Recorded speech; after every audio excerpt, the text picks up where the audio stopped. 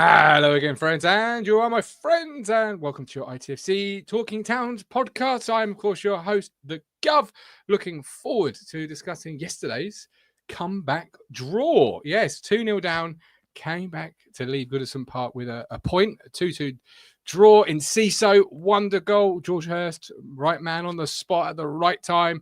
And as always, we can't do these shows without you wonderful people. So please do get active in our live chat.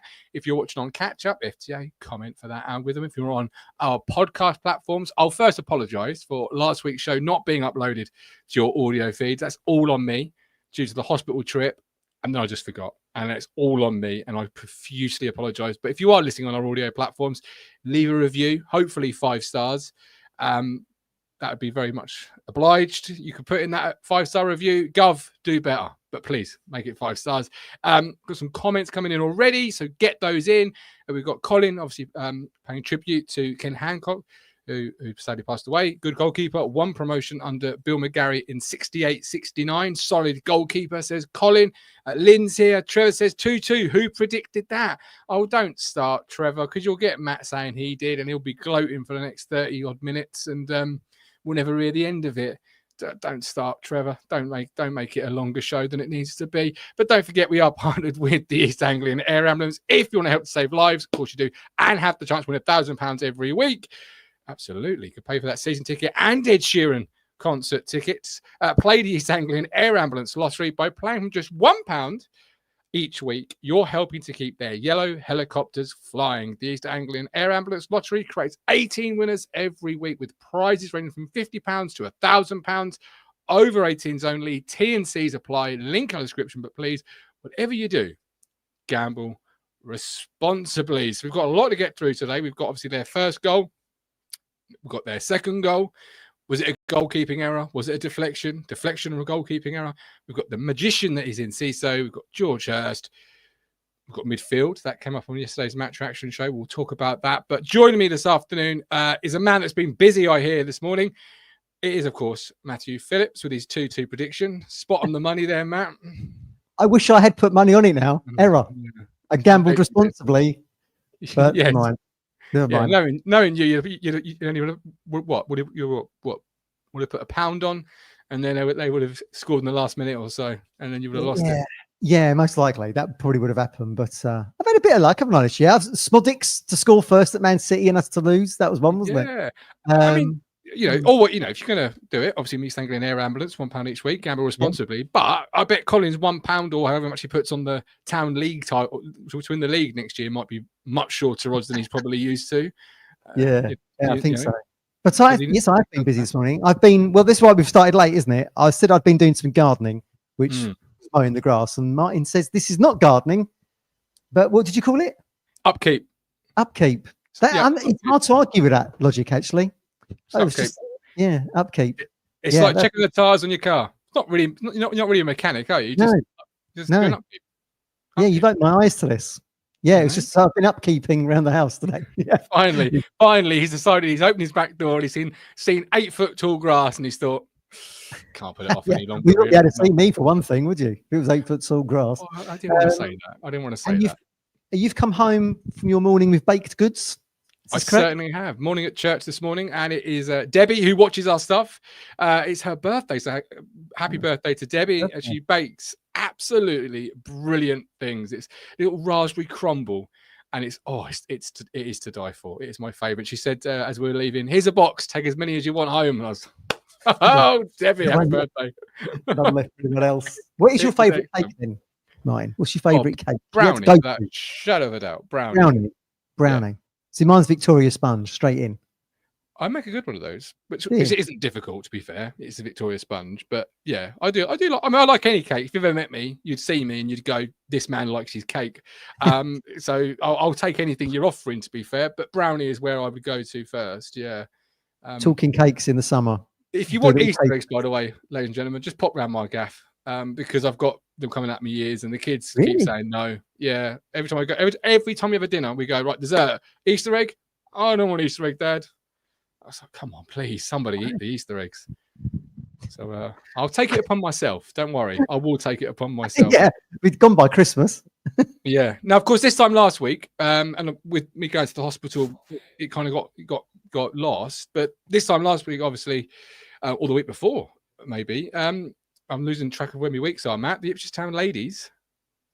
Yes, promoted. Well, they'd kind of clinched it the week before, hadn't they? Yes. Because they had that kind of crazy goal difference of like plus 30 or something, which meant hashtag couldn't really do anything. And then they won. Unless it was a miracle effort from hashtag. Yeah. Like 35 goals, wasn't it? It was like. Yeah. You'd have to score like every 2 minutes, wouldn't you? Well, Town would have to lose heavily and hashtag would have to score every 2 minutes. Yeah, it was crazy. Yeah, so it was never going to happen. So it was done on paper, wasn't it, I think? And then, of course, I think they beat Cheltenham last week 8-0. Tasha Thomas hat-trick. And then have now... So their promotion to the Championship. Well, so the men and the women are parity now, both in their second tier of English football. Yeah, so fair play to Joe. And as we know, if you've been a long-term supporter of the channel, we've had Joe Sheehan on quite a few times, haven't we? Yeah, and Thomas has been on as well. And absolutely congratulations to him. Do you know, with going to the hospital and bank holidays, I'm losing track of where I am. Like, you're in that bubble world now. It's almost like, that sort of Christmas to New Year period. You don't even know what day it is, do you? No, I'm losing track of where my weeks are going. But yeah, congratulations to them in the Championship. We'll see what next year brings for them, and of course for the men's side. And in terms of the men's side, yesterday, Goodison Park. Gavin Law says great comeback yesterday, which it certainly was. How did you see? Like, let's talk about the overall performance before we drill into the nitty gritty. How did you see the overall performance for Kieran McKenna's Ipswich Town team? I thought it was one of our best away performances of the season, because when you consider you're 2-0 down at Goodison, they're in kind of party mode, aren't they? All saying goodbye to Goodison. Even though we were their penultimate game, they still had all like the tifos and everything out, didn't they? Before the very final one, which I think is against Southampton, I think. You were, of course, asking people to say goodbye for you as well. Yeah, one of the old grounds, one of the famous old grounds, as we discussed earlier in the week. Yeah, I'm sorry to see that be going. I mean, I think their new stadium. Oh, yeah, I'm sorry to see it go. Yeah, but I've been there. Can't get a ticket no more. But I was there. What was it? 20 odd years back. But we were trying to work out who got that first goal. We knew Matt Holland had got that free kick. It was, and we'd mentioned him in the show. It was Peralta. Peralta had got the first goal in that game. Yeah. So we went 1 down, I think, and then came back and won 2-1. So we've actually historically had some good performances, haven't we? Albeit in dispatches, because we've hardly played them at Goodison. But the 3-0 that season before, 2-1, then we get the 2-2 yesterday. So back to the question, I thought it was a very good performance, because we could easily have gone, we're 2 down, could have just folded, couldn't we? I think it says a lot about the mindset of McKenna and the players, that they're going to go to the end. And that's kind of like what they've cultivated as a group, isn't it? So agreed. Great to come back, because we could have gone 3, 4, 5 easily, I think. And it's a fair play to them.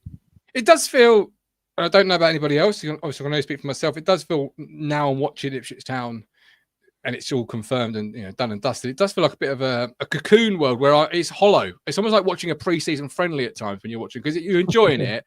Don't mean anything.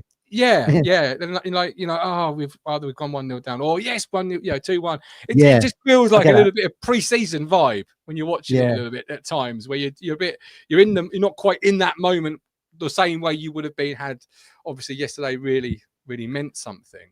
Yeah, you've had that kind of taken away, haven't you? With still like 3 weeks of the season to go. Look, we talk about our way. Like, our home form has been disastrous. Dreadful. One way. Let's not sugarcoat that. Who saw that last year? Exactly. Given how strong we've been at home, but it is what it is. But weirdly, I mean, our away form is 15 points from 18 games.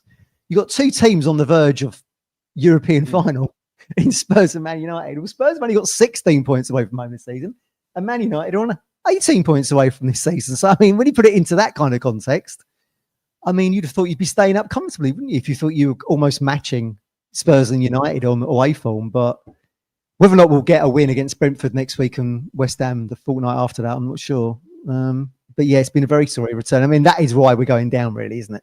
We have just not been able to put those home performances in. And weirdly, I started the season thinking, where would we get away wins from, and away draws or something. And we've been pretty good at that, to be fair. But I think Bournemouth being one of the standouts. But yesterday, great comeback. Brilliant. Yeah, really good comeback. And of course, I think it's something like 14, 15 games that we haven't been beaten in this season, which is I know most of those have been draws. Draws, isn't it? Yeah. Let's get the actual table up. That in itself is another positive stat considering the jump we've made, and has been a jump. And I was talking to a Leeds fan this morning. Debbie's husband's a Leeds fan. I was saying you'll enjoy it because even though we've been beaten, you have enjoyed Goodison Park and places. Yeah. But it is almost a traumatizing stuff when your team's getting beat. Having watched them, like Leeds example this year, 100 points. If they make not the same mistakes, but they make the same sort of jump up as Town's made, it goes from being a euphoria ride quite quickly to oh my days, like where's the home win or where's the away win kind of come from? Type of they've dominated, haven't they? Leeds and Burnley have dominated. Look, we'd finished third, wouldn't we, with our 96? Last season we'd be in the playoffs, wouldn't we? So hopefully Ipswich can replicate that next season. Leeds have only won the title on goal difference, haven't they? So I think where Burnley were kind of miserly in defence, superb defensive performance, is actually they weren't good enough.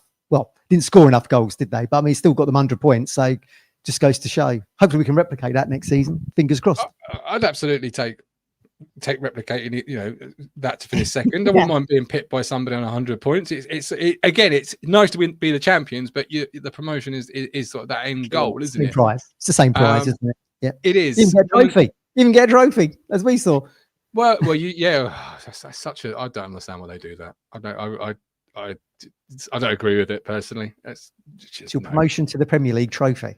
Just not as big as the one if you win it. I can't. You're finished in second. Why are you getting a trophy for? And you Wimbledon, don't you? You get a little shield or something at Wimbledon, a little smaller plate, don't you? At Wimbledon. That's Wimbledon. That's tennis. This is not. You get runner-up medal. Yeah. I don't understand when you did trophy. I know people will say to me, "Oh, but the playoff winners get a trophy." Yeah, but that's a separate tournament outside of the actual league structure. Yeah, I agree with that. Yeah, I don't think you should get a trophy for that. But I get the logic of why you do, because suddenly you become a 4-team. It's a 14 tournament, isn't it? You've won the right to be in a 14 tournament, where seconds won the right to be promoted. Well done, lads. But you ain't getting the trophy. Well, I don't agree with it, but there we go. It never sits right with me. Norman says, according to Match of the Day, we've conceded the most goals from set pieces, and we have been. This community of ours, Matt. They know which buttons to press, because there's Norman's comment, and there's 3 or 4 comments about set pieces all underneath, and it wasn't even on my run sheet this week. No, it is. It's 19. Jonathan Pearce was doing the commentary on Match of the Day last night. Yeah, it's 19. The most in the Premier League. You won't be surprised to hear, Martin. And Norman finishes it saying, should we keep our new set piece? You can't really call him new. He's been here a year, but should we keep our new set piece coach? Paul says, don't think the set piece coach has covered himself in glory, Norman. That set piece coach, of course, Paul, will be Mark Hudson, to give him a name. Gavin says set pieces, our players haven't been good enough, which is unfortunate. Very quickly, as to answer Norman's question, should we keep our new set piece coach? I think the world can guess my answer to that. As early as October, by the way, the answer would have been the same. Yeah, that's not helped us at all. We've not been very good on our set pieces, either end of the pitch, have we? We've not defended them properly. We've not scored enough from them, and again, a contributory factor as to why we're going down. I mean, you're right. I mean, we've won 4 and drawn 10, so that's 14 games where we've got points out of it. Only we could have turned some of them draws into wins, and suddenly you're right on West Ham's tail, playing them on the last day of the season. It was all set up, wasn't it? Yeah. But there we go. It was all set up. You're right. Yeah. Man United will always stick in my mind. But as early as October, I was saying, "Hey guys, this ain't quite right. This don't look good to me." And Colin there's put the away end at Goodison is absolutely shocking. Even 20 years ago, Martin, I said to you, you daren't go into the toilets. I don't know if they've had a lick of paint since, but it was as good as that stadium is in terms of vibe and old schoolness. Yeah, the away facilities was much to be desired. I seem to recall. That was 20 odd years back. Mr. Ipswich Town, love the username. Oh, yes, it was nothing game, and we could have easily dropped our heads. It was a good fighting spirit result. Enciso could easily join us again on loan. He's not going to come on loan next year. Mr. Ipswich Town. Seems unlikely. I mean, if I was Brighton and I was going to loan him out again, you'd want him going to a Premier League side, wouldn't you? Just so he's playing top. Well, I mean, even for his own international aspirations with Paraguay, he'd want to be playing against the best, wouldn't he? Yeah. We need to find a Enciso style version for the Championship is what we need to do. Well, I don't think we need to find anybody in that role. We've got Chaplin and Schmolix. Like you've got 2 of the best at Championship level last year, really. Yeah. They don't really give you that kind of long shot goal, do they? As we saw yesterday, which we'll get into, which I suppose what is Enciso is what I thought Enciso would provide in order to keep us up. But we didn't really No, but Jack Clark does, and one of your midfield, one or both of your new midfield pair could. Leighton says, I thought Clark played well and coming on yesterday, but Clark, I agree with this, and he's on my notes today. Jack Clark, he came on promising again. He's actually had not the year we all thought or hoped he would have, but he's got 4 assists to his name, Matt. And when you look at the people who have or are in the assist charts for Town this year, 4 is actually pretty darn good. And he's settling himself into this level now, or certainly coming on and showing promise and exciting you for next year, right? Unless somebody get promoted and steal him back. Yeah. I mean, you saw a flavour of what he's going to be capable of against Coventry, who have made the playoffs. I mean, we absolutely sorted them, didn't we, in the cup, even with kind of a B/C style team, didn't we? Really, I suppose. I mean, I think certainly over the last month, you've seen him kind of, and we referenced this in the week, didn't we? He'd done an interview or something and said, I'm kind of getting used to where I am now.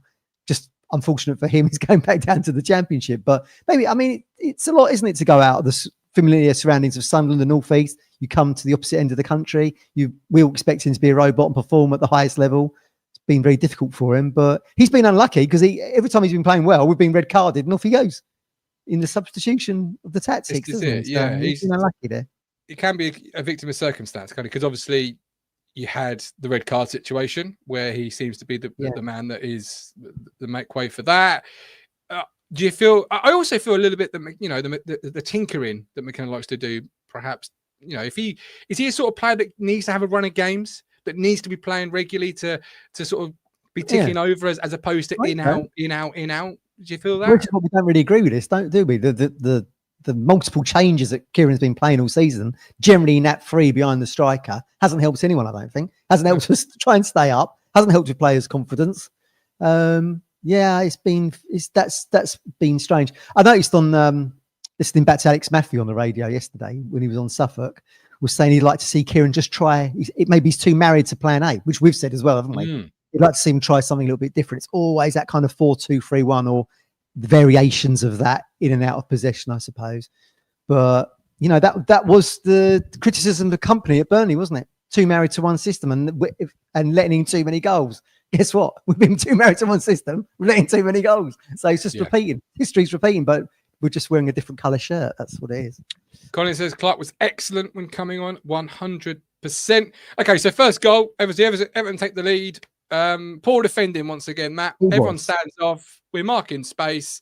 It almost looked like a set piece goal, to be fair, but awful. Yeah, it was, and because they pressed very well, didn't they? They referenced this on Matchday last night, how well Everton press, which kind of reminded me a little bit of how we were in the Football League a little bit more, and it kind of hurries Burgess, doesn't it, into making what seemed a very tired pass, albeit half an hour into the game, which goes into midfield and was headed down to Beto, and then he gets it out to that Alcaraz, and then you've got the movement on the left with Melachenko, I think it is. And then Alcaraz, of course, puts that cross in, of which nobody, I mean, there's 7 or 8 burgundy shirts in and around the box, goes over Wolfenden's head, and it's just an easy header, isn't it? It was just too easy for them to score. Ball washing is what the commentator called it. And I agreed with that.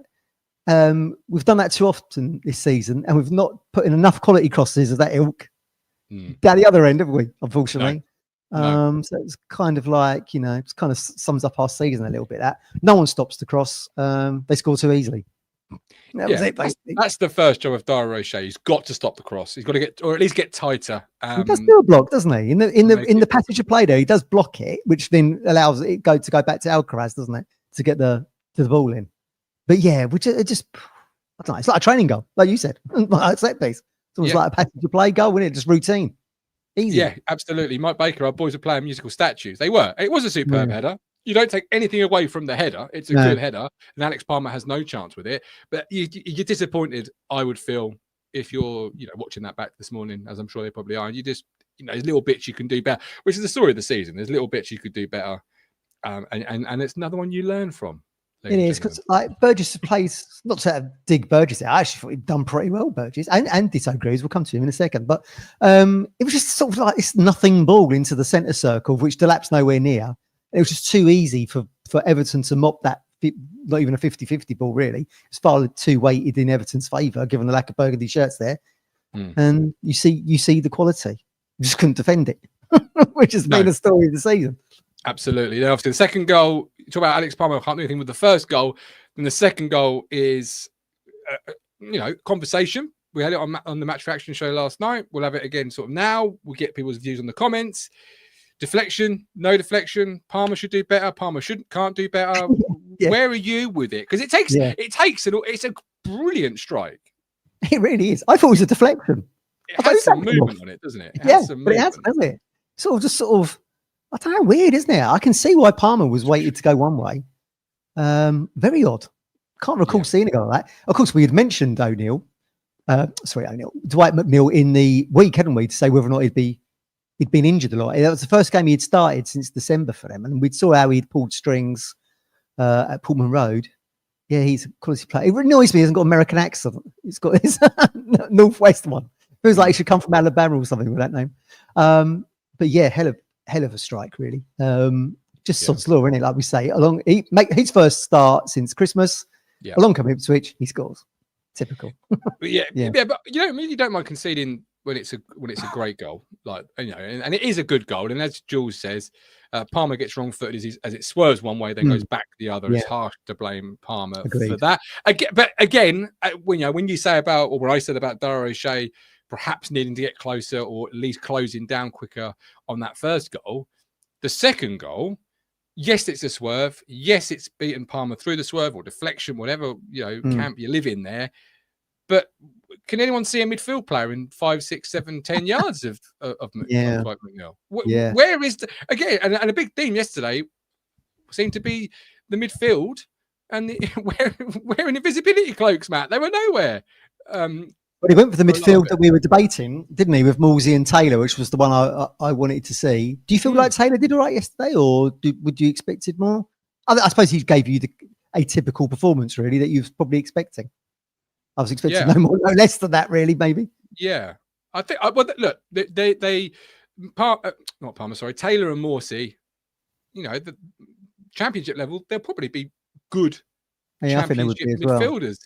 But as we've suffered over the last 35 games, it's a little we ain't in the championship. We're in the Premier League, and in the Premier League, they can look a little bit invisible. They can look a little bit missing. They can look a bit wanting, perhaps off the speed, off the pace. The pass is not quite good enough or whatever. And that's where we are, and that's why people are saying, Matt, we need 2 new midfield players. And I'm still in that camp. I'm still there, regardless of, as I said on Wednesday's show, Jack Taylor. You'd have to have man of the match performances really for me to think about not bringing in strikes. I agree. I agree with that. I think probably in the cold light of day now, as we winding down the season, we've been kind of like our midfield's been trying to keep its head above water. It's just like, or that sort of like analogy people have, like a swan, don't they? It looks all good on the surface, underneath, feet paddling 100 miles an hour. And I think we've been like that. We sort of can't quite keep our head above water against elite midfields that are, playing for Brazil or Italy or Spain or whoever it might be. And that we're just a victim of circumstance there. When, as we've said previously, Morsey, League One to the Premier League, Phillips, of which has been his partner most of the season, along with Kuste alone. Phillips' confidence was bashed. Not quite. There was no one there. Take the cookie cutter. You didn't quite have the perfection there that we wanted, did we? There was always kind of like an asterisk next to it all, I think. And I think many people want 2 new midfield players because obviously the next time you come back, should you do a Burnley, Morsey will be older. You've got people perhaps reviewing Jack Taylor. Colin says 6 out of 10 was okay. Is 6 out of 10 okay in the Premier League? Well, the answer of being relegated is it's not. So that's why people are equally looking, and you haven't got anybody behind those 2, other than obviously Cam Humphreys out on loan, but nobody at the football club certainly behind those 2 that you'd say will be a good Premier League midfield player in 2 years' time, should you come back, as Burnley have. And Jules says, talking of Kayus, you mentioned him, interesting comments in the week from KM about looking at the Kayus situation after the season is over. I hate that sentence, by the way. We'll look at it when the season's over. I feel like, why can't we why can't somebody be looking at it now? Because there might be better options. There might be a chance we buy him, perhaps. I think we're certainly going to have to spend decent money on this midfield if we go down the route we're thinking. Is that's the midfield if we get promoted? We have to keep saying if, don't we, mind? Because we'll be entitled fans otherwise. If we get promoted, because you'll want those two to be you're going all the way into the Premier League. I mean, we've said it before. Leicester spend 10 mil on Harry Winks. Ipswich are going to have to be in that ballpark on 2 new players in this midfield, of which Kuste is around about 8 to 10 million. So I mean, there's a Alex says there's still the option, but I thought the option was on survival. But I could be wrong. Again, I think you've got to go. It's just how this has been reported, hasn't it? Maybe he likes it here. Who knows? They say you ain't going to get a look in at Napoli, I don't think. I mean, Norman put earlier in the chat here, Matt, rumour has it we had scouts at Bayern Munich versus Mainz game last week. Wasn't coming to that in a second, yeah. Who could they have been looking at? Well, we don't like Mainz in Frankfurt. That's our rivals. So we don't like them. I'll have to look into that. I'll have a look. But Kuste, I think, would be superb in the Championship. Question mark, could he play 46 games? Because he ain't... That's true. Because he's been injured pretty much since September, I think he could. Jules adds more meat to the bones for me. He says, of course, he's a player that we like a lot, but he's Napoli's player. He's everyone alone. Any conversations to the contrary, I don't think they will take place until the end of the season. I don't know. I just, when I hear that, and obviously I didn't hear the context of McKenna's, the reason I didn't like it or don't like it is it's almost like, when somebody says, do you fancy going out sometime? And you go, oh yeah, I'll just check my diary. It's like, if you actually wanted to, right? If you actually had a conversation with you, Martin, actually. Well, this is it. Yeah, should we go for a Chinese? Oh yeah, I'll check my diary. Delete number. I just feels like it's we could, but we'll probably not. But we'll say we'll look at it, and maybe it is the fee. Maybe it is that they don't feel he can do 46. Maybe the player don't want to come. There's lots of different things. All of those, all of those will be in play. Yeah. They're not robots. They're not switched off Monday to Friday and play Saturday. They have conversations. They talk.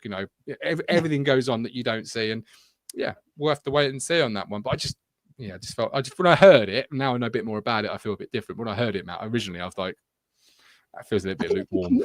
I think if you Kuste thinking like, right, you're sort of surplus to requirements now at Napoli because they've progressed so much, and you know that Brentford were going to sign you, and we've seen the season that they've had.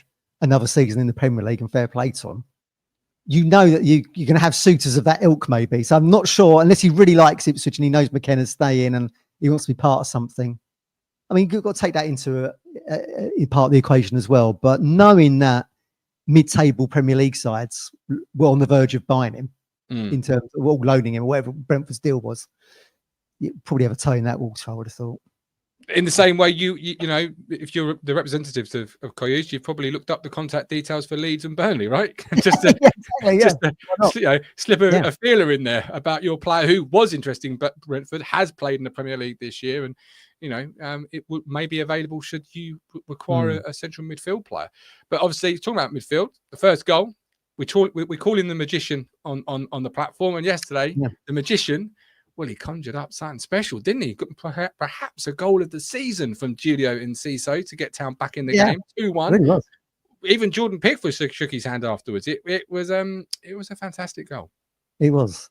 That's the kind of like when he first signed, we were talking about highlight reels. These are the kind of things it was populated by, certainly against for Brighton, against Man City at the Amex, and against Chelsea at Stamford Bridge, 2 absolute worldies. And it reminded me, certainly it was very similar to the one he scored at the Amex against Man City, the one yesterday. I mean, the power he even generates. Because he's going, I mean, I thought he was maybe too central at one point. You watch those goals, he's coming on the angle. But he seemed he's very central, isn't he, around the D?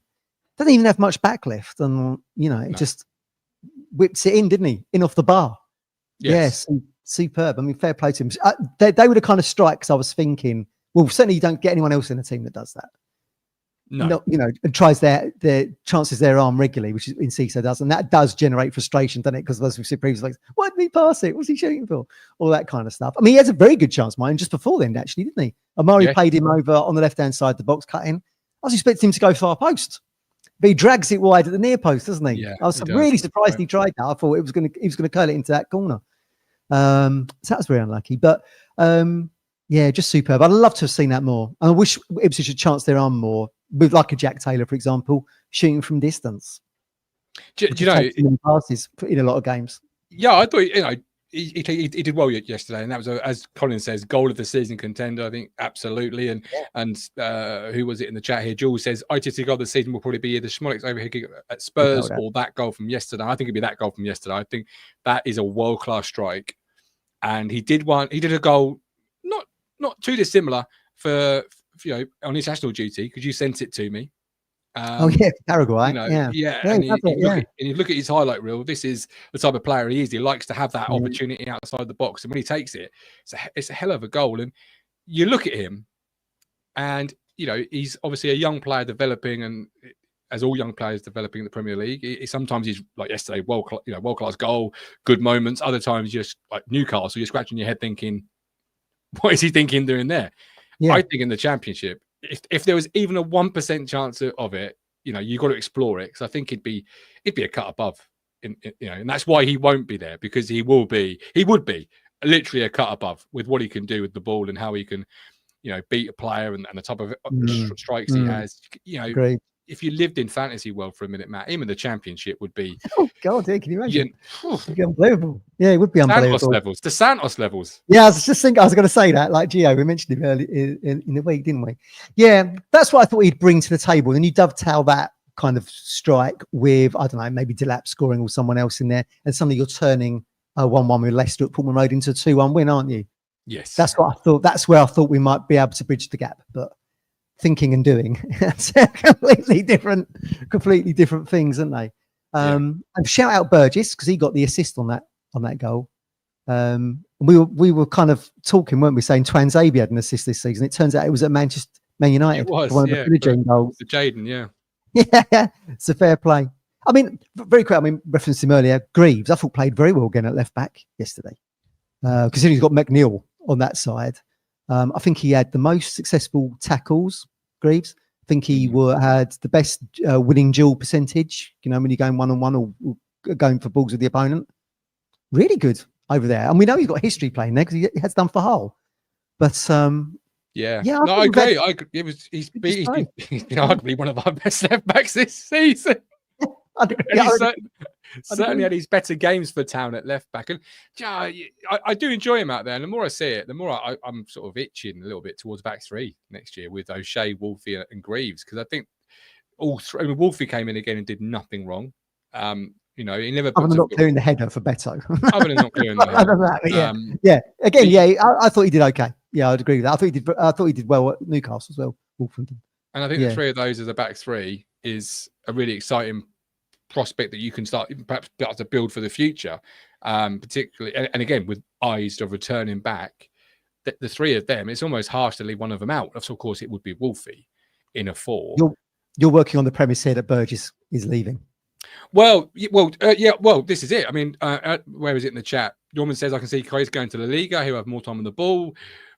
Good shout, but equally Burgess has got interest reportedly from La Liga. Girona, who were struggling themselves. I don't know. I've not seen the latest table. They were down there. They'd gone from the Champions League and shot right down. A very, very tiny side. It was punching above its weight there, really.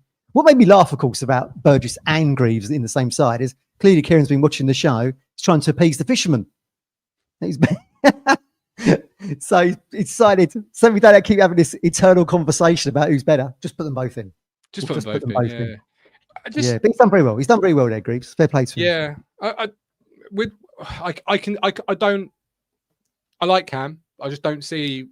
Yeah, I do. I just don't see us give him a new deal, because at one point when he was going from around that Spurs, Man United, Bournemouth, where he played very well, even though we lose the game, I was thinking if he carries on like this, like even though everyone was like, "Oh, Delap goals, unbelievable," and he was like nailed on Player of the Year. I was thinking, if he just carries on like this, he could be even a shout at Player of the Year. And then suddenly just out of the side, wouldn't he? Back came Greeks or Palace or whatever it was. And I think he's done very well, considering I was incredibly criticising him in League One. If you told me he would be putting in performances that might have me thinking, if he carries on like this, he can Player of the Year in the Premier League for Ipswich. Unbelievable, isn't it? Yeah, it is unbelievable. Fair play to him. I've U-turned like this before, and I thought Damien Delaney was an absolute donkey. And then 9 months later, I voted him Player of the Year. Well, the good Lord gave us a brain to change our mind, right?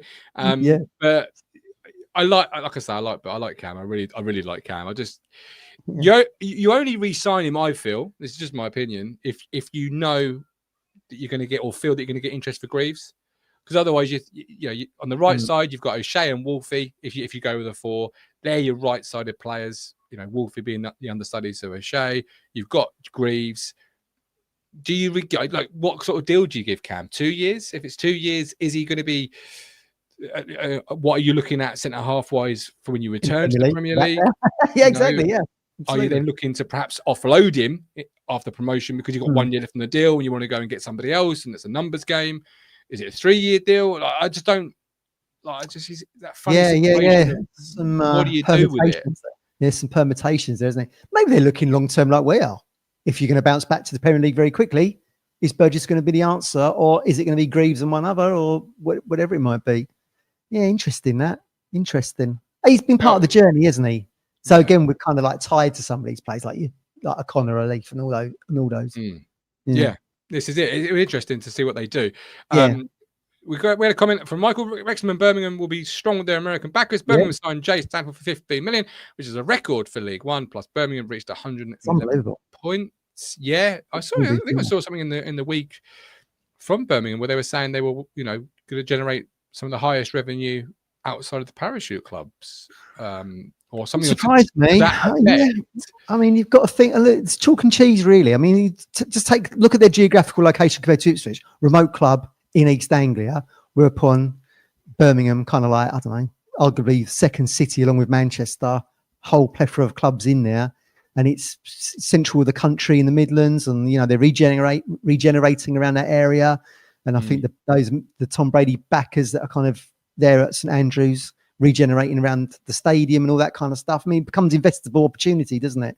I mean, Ipswich Game Changer recognised that when they came on the show with us, didn't they? And said, so close to London, you start to try and make it a go-to destination. But of course, Ipswich is remote compared to a huge city like Birmingham. But that's amazing season that they've had there. Because they've been treading water for years, like us, really, Birmingham. And then it just mirrors what we've done. American ownership, and absolutely smashed League One into oblivion, but been spending huge money as well. What was it, 15 million on Stansfield, which we tried to buy for about 2 million. We thought that was a lot of money then, didn't we? Yeah. Yeah, absolutely. And Blizzard says, what are your thoughts on the Amari links? Would you be happy to see him go for 35 million if the club is willing to pay it? And of course, under the assumption the clause is real. Well, he certainly helped that fee yesterday, Amari. I thought he was back to being the Amari that we've seen previously. Yeah, and funnily enough, I've often said he should play on the right, and he was playing on the right yesterday, and he was looking really good. And for that second goal, he twists, he turns. It was a great ball in the box for what turns out to be Hurst's goal. But I thought yesterday, Amari was absolutely on it. I thought he was brilliant. And what are your thoughts on his performance, but also Blizzard's question? Yeah, very good. Yeah, I totally agree. I think I'm right in saying it was that crossfield ball that he put in Cisse in for the chance in Cisse just missed.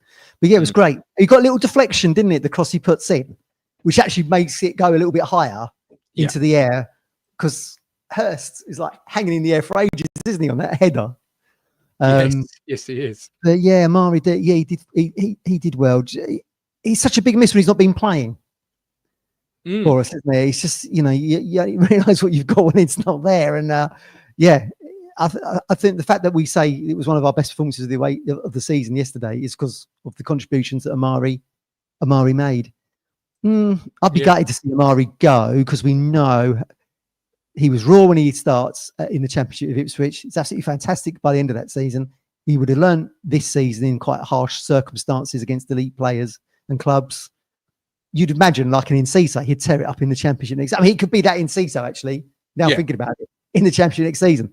I would imagine he's got a relegation clause in his contract, and I think there's probably going to be people lining up for him. But we don't really know, do we? So we'll just have to wait and see. But no one knew who Mario Hutchinson was when we signed him. There'll be someone similar to that waiting in the wings, but he just won't be as seasoned as what Amari is, because I think he'd give you that Enciso style of performance in the Football League next season, which is what we want. And if it is 35 million, that may turn a few clubs off, because it is big money. I mean, I know people are still on the Discord. There's a few mid-table Premier League clubs that perhaps could view it, but I think I'm right in saying if it was 35 million, that would be one of Brentford's highest record signings still. So even though they're established, these teams like Brighton, Brentford, Fulham's, etc., 35 million is still 35 million. It's a significant amount, isn't it? When you're if that's not going to be your marquee signing, if you see what I mean. Yeah, if absolutely. That's going to be your BLC signing, then you still got to find the money, the dough for the A class, haven't you? Yeah, so and it's a significant upgrade on what we paid for him as well, isn't it? I mean, it's almost double. It's around sort of 18 to 20, isn't it? I mean, so if you're starting at 18, it is double pretty much. So it might do, but we'll see. I mean, look, he's got aspirations of his own, isn't he?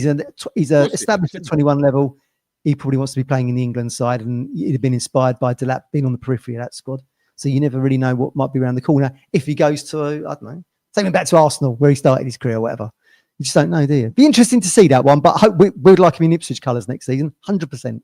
Yeah, absolutely. And at this point, as I've said all season long, at this point of his career, at this age, at this point, he's a better right winger than he is a 10. And I don't know why we persisted playing him in that 10 for so long, when yesterday's performance on the right showed for me, gave me the conviction of what I've been saying, that at this point of his career, he's a better right winger where he can isolate a fullback, get him one-on-one, and do what Amari does best with the ball, and that's really turn a player inside out and make them, not really know where on earth they are, let alone where on earth Amari is heading with the football. When you said that there, it just made me think, when Benny comes back, hopefully we can see those kind of performances as well from him, because he's still a bit of an unknown quantity to us all, isn't it? As I keep saying, best we saw of him was against England for Ireland on my TV. So I'm hopeful he can. I think someone's put in here, Hamish, Chelsea get 25% of any Amari fee. I'm not sure there's a clause in that. I seem to remember them saying there wasn't, but who knows? Who knows anymore? You might be right, Hamish. You might be right. Who knows anymore? But yeah, George has got his goal. Right man, brilliant. Right time, brilliant. Right spot. Yeah, pretty good. Nice header. George Hurst. Everyone loves George Hurst. No one has a bad word to say about George Hurst. But he has benefited from Delap. We've said this before, haven't we? There's a little bit more swag to George Hurst now, I feel. And I think it's the Delap influence. It's like that bad kid in the classroom. Hurst started hanging around with him in the playground. And it's rubbed off with it. And it's good to see, because, we were saying this after the commentary game, weren't we? Like Hurst was going up, confronting people and shoulder barging, and he played really well in that game and was instrumental in the pressing, and obviously scores the pen in creating some of the goals. So yeah, I don't see anyone paying a significant amount of money for Ipswich to say yes, George Hurst can leave next season. I just don't see that. I think all eyes are going to be on Delap, as you rightly said. If it's a 30 million release clause, everyone's going all in there. Here's our chips. Yeah, absolutely. Yeah, and I loved George Hurst, good player.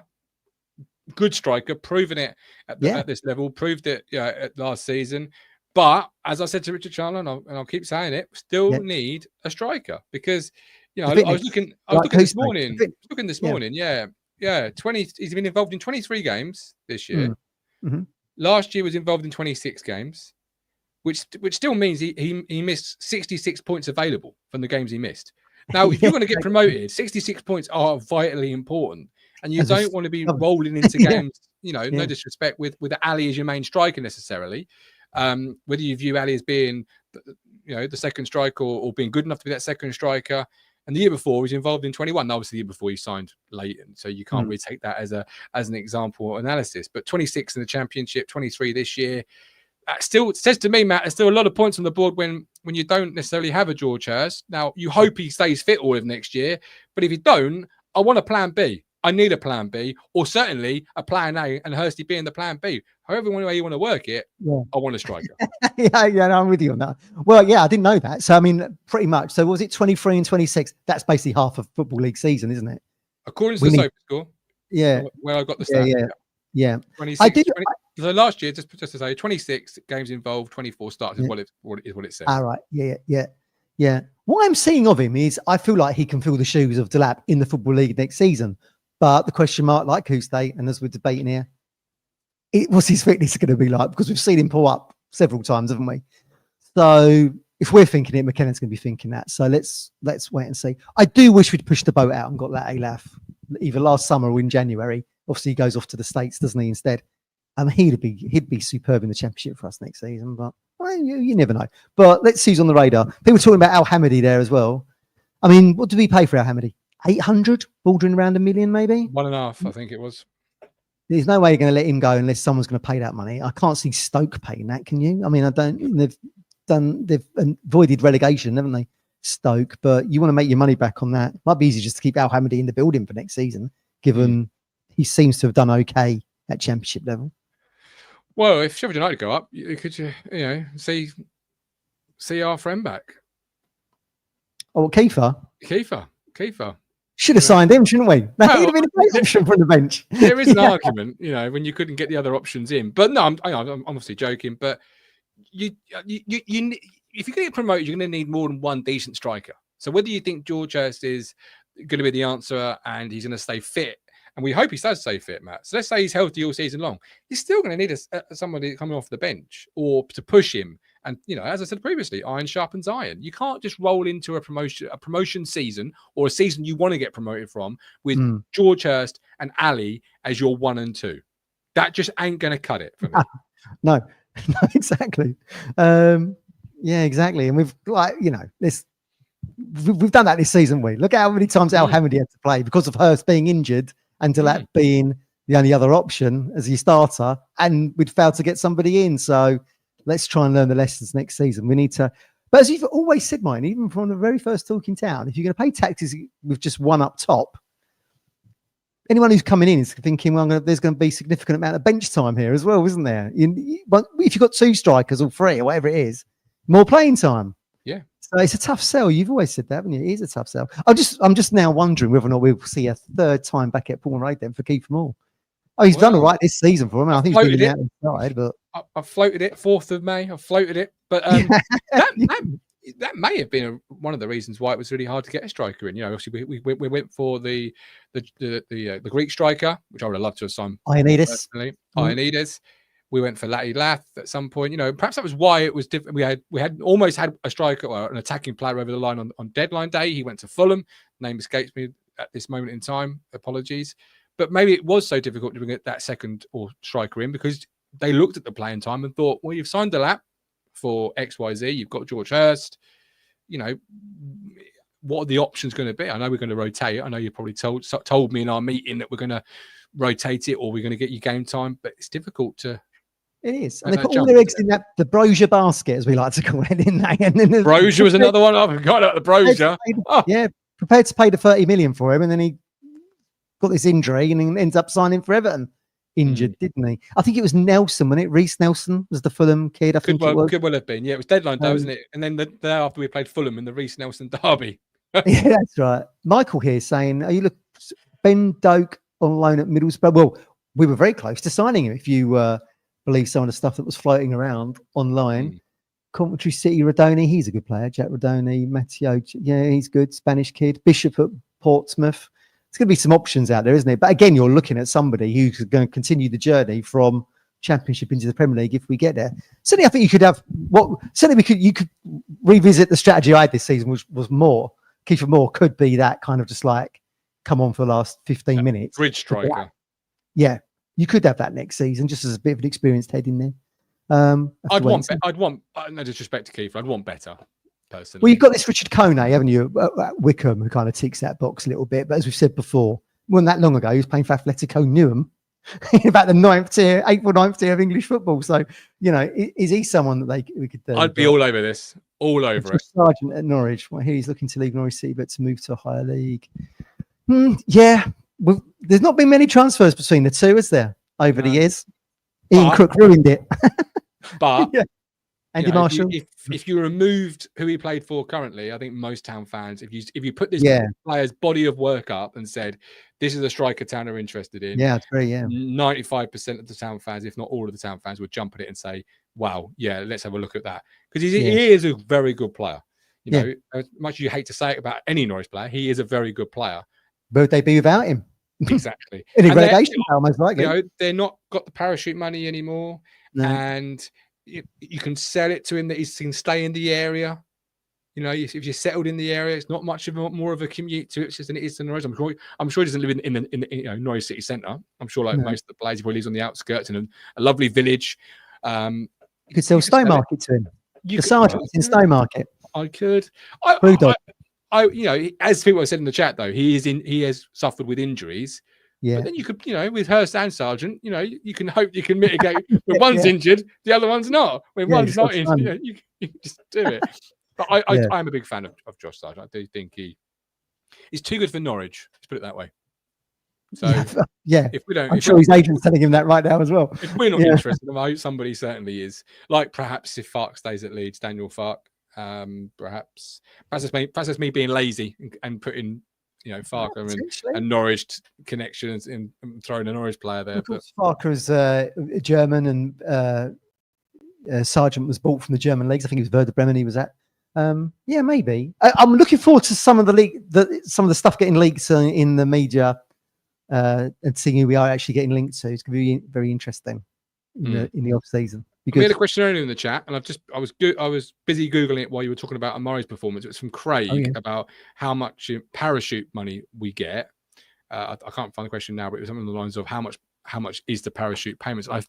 Upon Google, I think it's, according to this BBC.co.uk report, clubs received 233 million in parachute payments. Average of 33 million per club, but I've read that very quickly, so don't take that as gospel. It could be more than that now. Research on this before, haven't you? In that we'll only get parachute payments for 2 years because we didn't do more than another season, more than one season in the Premier League. So you get hamstrung there, don't you? But we're going to make weight on that, be it the Delap deal and probably one other, if it's going to be Amari or a Leaf or somebody, I would think. But like I've said this before, we are going down in a fantastic financial position, the best Ipswich has ever been in. When we went down from the Premier League previously, we spent all our ITV digital money, which was going to be the new broadcaster, and they went bankrupt. They sent us into administration. They did. So we're in a great position with great ownership. Hopefully, fingers crossed, Kieran stays. Nucleus of a side there that can be built around for another bite of the cherry in the Premier League. We're in a great position. I can't wait for the Championship season to start, actually. Hamish says around 55 million. I thought it was 45, but when at quick Google, the first BBC website link, I just clicked it and just read it. So don't take it as gospel. As I said previously, it's very much in-show research. We're not at 10 million now anyway. Now we've got money bags. We've got millions flying around. I thought it was around 45. Hamish says 55. So let's meet in the middle and call it 50. We'll get circa either 50. way. It's a lot of money being transferred into Ipswich Town FC's bank account. It is. And then it's another one says Aaron Lee Barrett.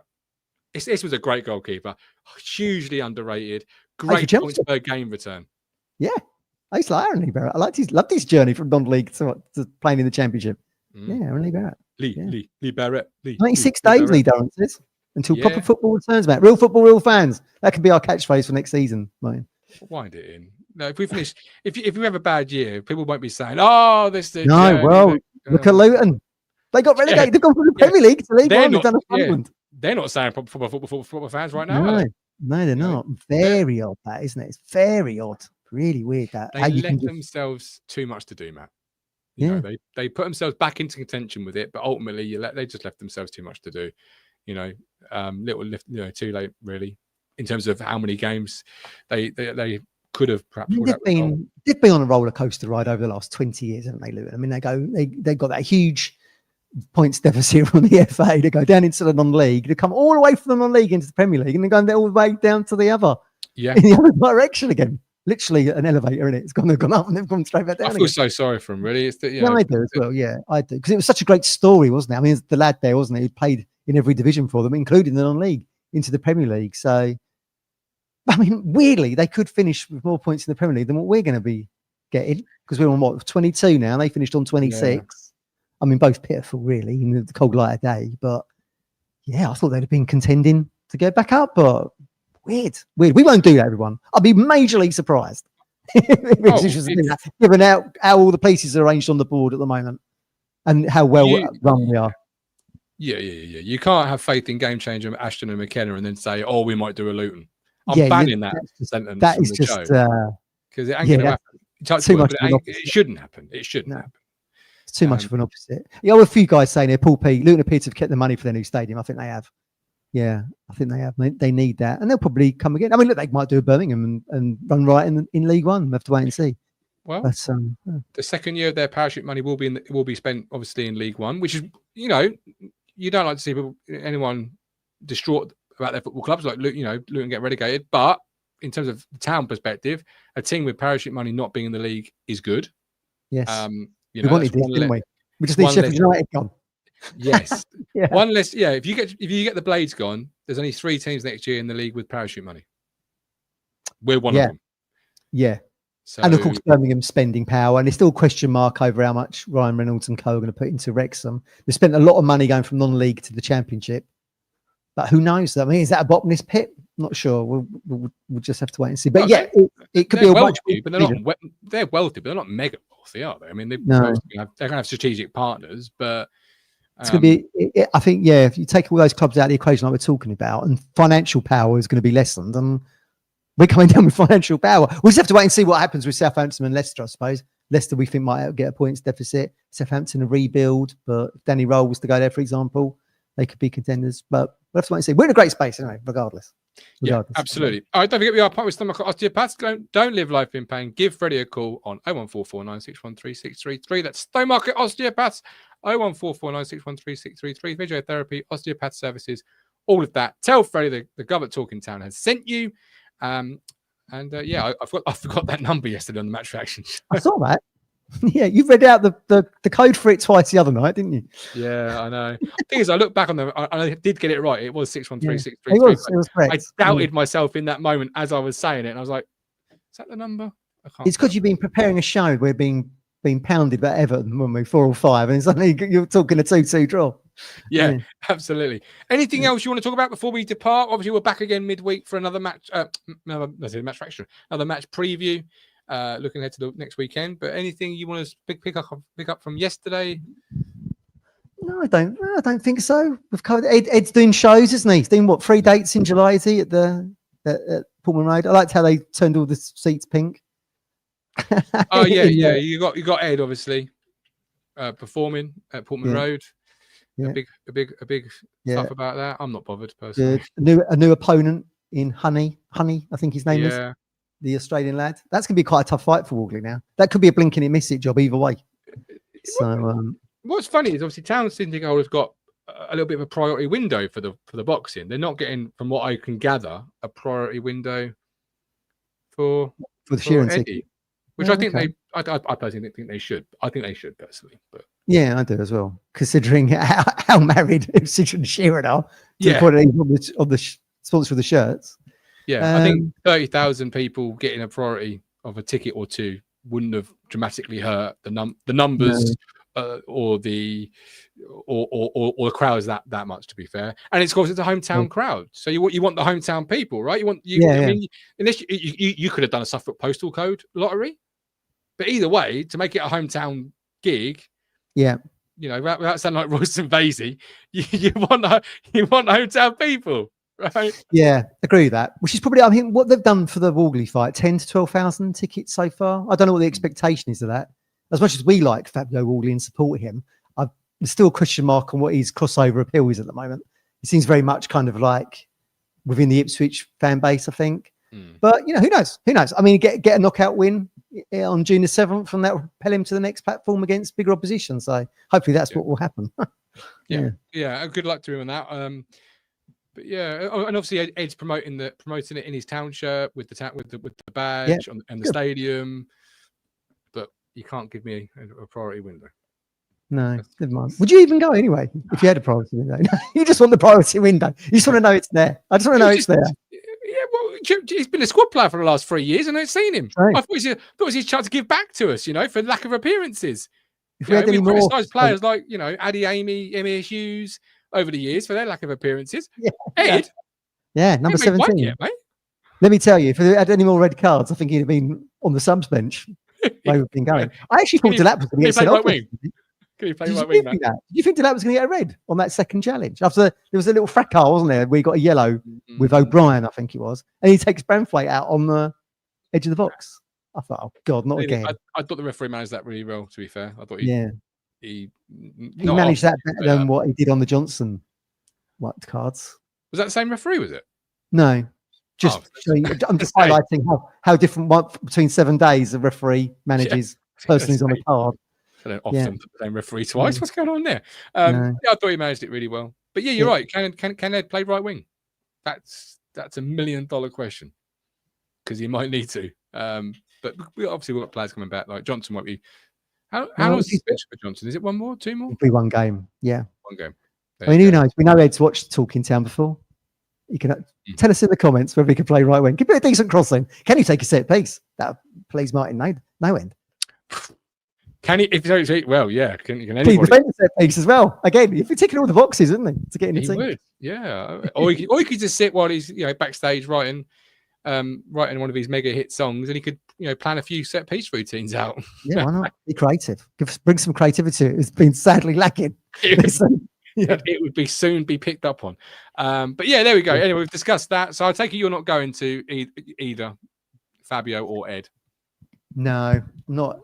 No. Fabio I watch on DAZN. I pay 10 quid a month for DAZN. I watch it on there. And yeah, Ed, I put it, even though I admire him as a musician and what he's done, and I love how he's connected to the club, it's not really music I listen to. So if you're going, enjoy it. I'm sure it'll be a fantastic show. If I was given a priority window, I may well have done. But as I haven't, which I'm sad about, as you can tell. I can't be bothered. That's why I'm not going. I can't be bothered to go to the event. I can't be bothered to go on Ticketmaster and scrap it out, elbows out with the worldwide fan base that he's got. I can't be bothered. It's mad how that has changed in recent years. I remember just phoning up Earl's Court to get 2 tickets for Oasis at Earl's Court in 94, 90, actually 95, I think it was 95. 2 tickets, yeah, no problem. Get them posted out to you. Look at the scramble they had for the Wembley shows this summer. Ridiculous, isn't it? It shows you how times have changed and the demand, I guess, for all these kind of events. I did the same with Oasis. I all my Ticketmaster stuff signed up, and then woke up from the day, logged on, saw the number of people, and went, "Yeah, I like them." Motivation. I like them, but it's like being at Disney. It's like being at Disneyland, isn't it? It might be the best. That might be the best ride in the world, and your kids might want to go on it. But if it's a 2-hour wait, forget it. It's shut, kids. It's shut. I've got something better to do. Yeah, absolutely. So that's the reason why I probably like eating Debbie's cakes, mine, which is presumably what you're going to go and have a cup of tea and do that now. Well, not a cup of tea, not this time of the afternoon, but I certainly will be having some cakes. But we're done for the day. Thank you for tuning in to Talking Town. Thank you for watching, listening to our mad ramblings. As always, like and subscribe. But until next time, this man here is Matthew Phillips. Off to probably do some more upkeep of his garden. And there you go. And I'm the Gov. Thanks for watching. Take care. God bless. All the best. Bye.